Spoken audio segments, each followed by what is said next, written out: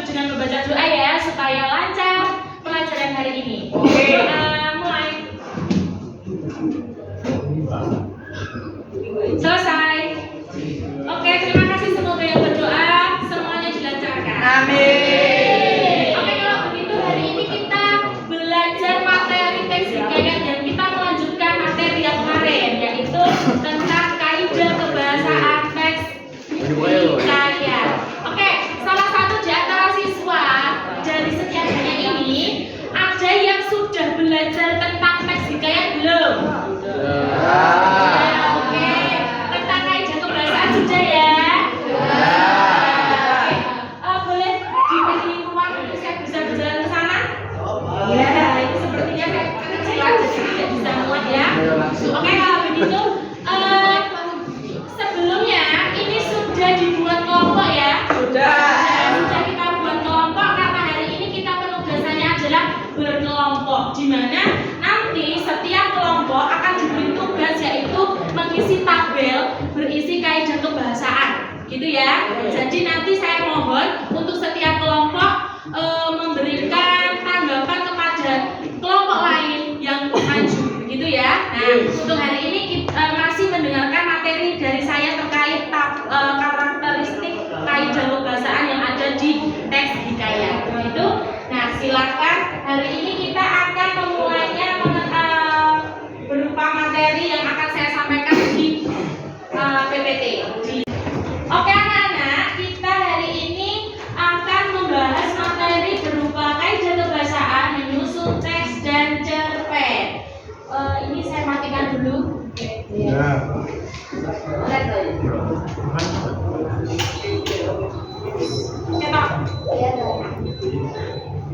Nah, kita hari ini belajar mengenai konjungsi urutan waktu dan majas. Oke, next. Selanjutnya kita akan belajar membahas konjungsi urutan waktu yang ada di dalam teks hikayat. Apa aja? Yang pertama di sini ada konjungsi urutan waktu digunakan untuk menyatakan urutan sebuah kejadian berdasarkan waktu terjadinya, baik itu sebelum, saat maupun setelahnya, gitu ya. Lalu yang kedua, pemilihan konjungsi juga sangat menentukan koherensi atau kepaduan. Apa itu koherensi tadi? Kepaduan. Oke, good. Lanjut, Mas. Selanjutnya, di sini ada perbedaan konjungsi dalam penggunaan kaidah kebahasaan di teks cerpen ataupun teks hikayat. Kalau di dalam teks hikayat itu ada kata arkais. Contohnya ada alkisah, atau bermula sebermula, artian data, atau kalakian. Selanjutnya kalau yang di dalam cerpen itu ada yang namanya kata populer. Kata populer itu nanti ada pada awalnya, kemudian lalu setelah itu dan lain sebagainya. Gitu ya anak-anak. Kita lanjutkan. Next. Untuk selanjutnya berikut contoh kutipan pada cerpen. Nah, aku mulai jengah mendengar risakannya, malu rasanya harus mengakui bahwa orang yang menangis di belakangku ini sekaum denganku. Di sini ada konjungsi yang digunakan yaitu konjungsi sebelumnya di situ. Oke, selanjutnya Mas, itu contoh cerpen saja ya.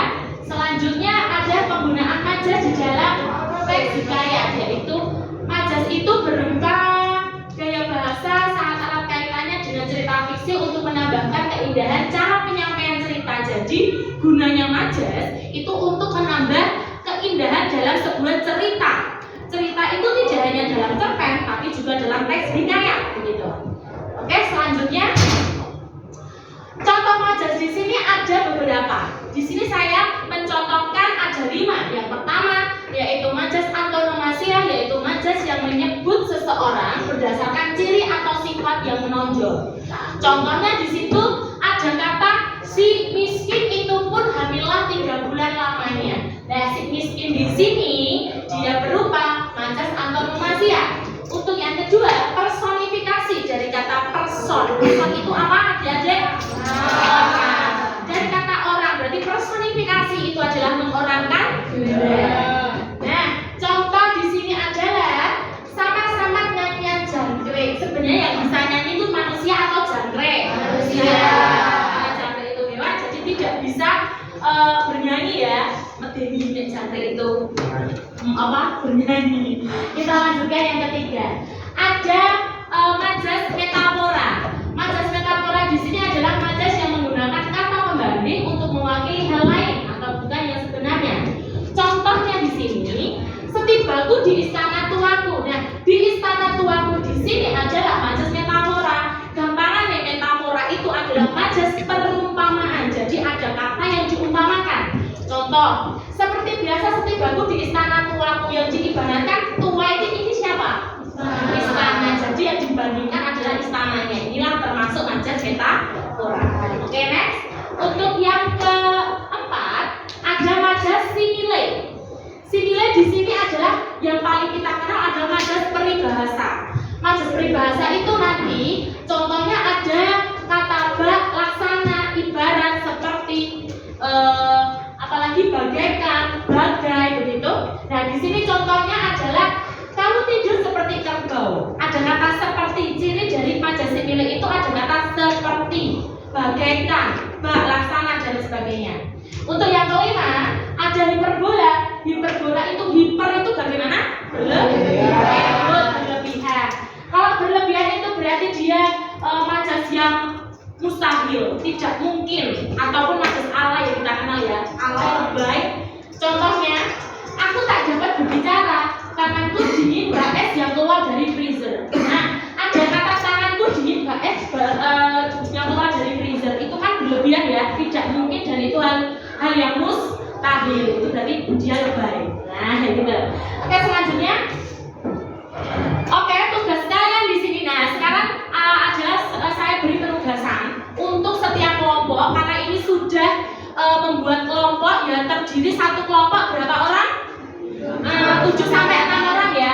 Nah, dari yang belakang itu gimana? Sudah cocok dengan kelompoknya?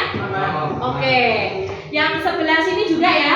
Yang sekarang kelompok 1 sini ya, saya tunjuk ini kelompok 1, ini kelompok 2, 3, 4, dan 5. Jadi satu kelas ini ada 5 kelompok giling-giling. Nah, habis itu setiap kelompok bisa lebih dari 5 orang. Oke, nggak apa-apa, tidak harus 4 sampai 5 orang, tapi bisa juga 6 atau 7, sesuaikan dengan siswa yang ada. Lalu yang kedua, tugas kalian tadi sudah belajar mengenai kaidah kebahasaan yang terdapat dalam teks hikayat. Ada majas dan ada konjungsi urutan waktu. Ada 2 ya tadi ya. Nah, terus yang ketiga, tugas kalian adalah menyajikan hasil identifikasi yang kalian sudah cari di dalam buku bahasa Indonesia, itu dalam bentuk PPT ataupun video. Terserah kalian mau pilih yang mana. Kalian lebih enak PPT, monggo. Kalau kalian lebih suka video, lebih suka berkreasi, boleh menggunakan video visual, monggo, dalam bentuk PPT atau video visual. Nah, untuk membuat itu, kalian kan sudah pernah membuat PPT sebelumnya, gitu ya. Kalian biasanya menggunakan aplikasi apa? Canva? Ya, oke. Boleh menggunakan Canva, boleh menggunakan apa biasanya selain Canva? Biasanya apa? Oke, Capcut boleh kalau menggunakan video visual, monggo. Terserah kalian senyamannya kalian. Pokoknya buatlah sekreatif mungkin. Saya tidak akan memaksa mau buat PPT, monggo, video visual juga monggo. Untuk selanjutnya, Mas. Nah, untuk selanjutnya, kalian kan tadi saya beri penugasan ya, berupa tabel isian mengidentifikasi nilai dalam teks. Contohnya sudah saya berikan di atas seperti itu. Nanti tinggal kalian tuangkan atau kalian kreasikan dalam bentuk PPT ataupun video visual tadi. Oke, selanjutnya ada pertanyaan untuk adik-adik sekalian? Tidak. Berarti sudah paham ya?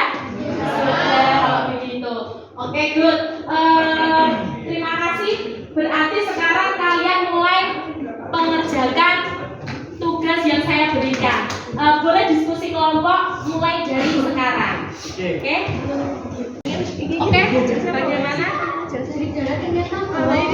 Oh, kalau ini majasnya tadi kan sudah saya jelaskan, ada majas hiperbola, personifikasi, antonomasia.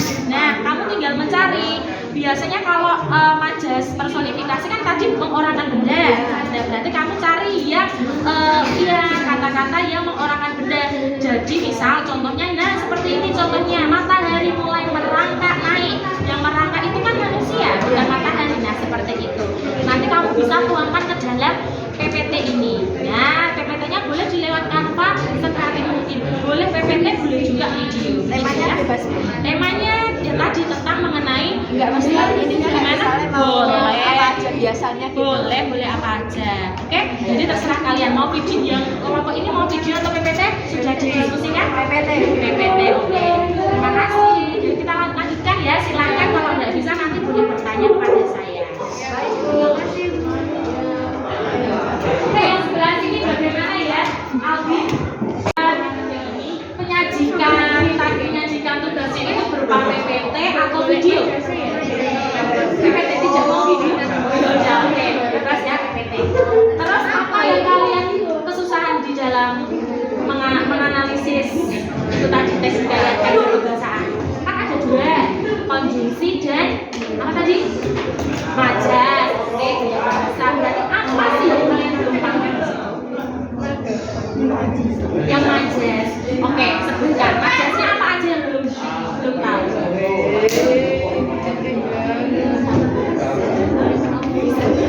Oh, simile. Oke.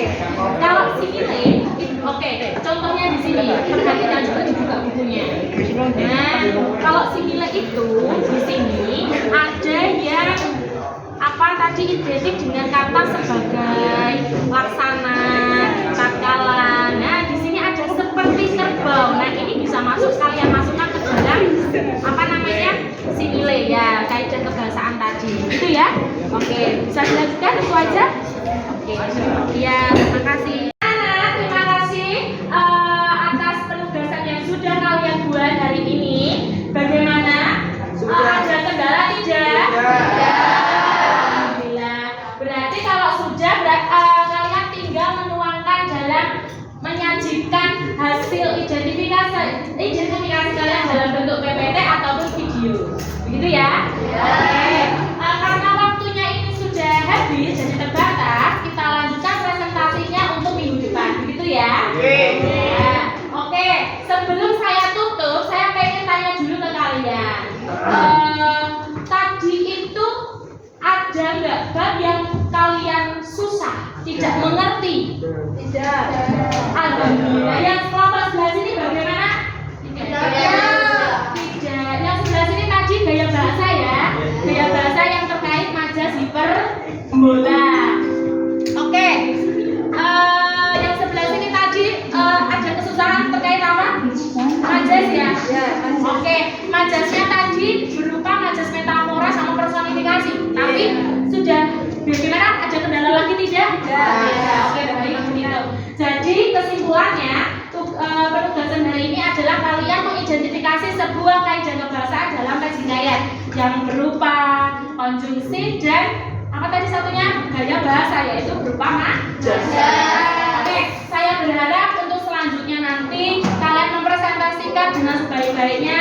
Untuk kelompok lain saya minta untuk menanggapi teman-teman kalian yang mempresentasikan hasil tugasnya. Begitu ya?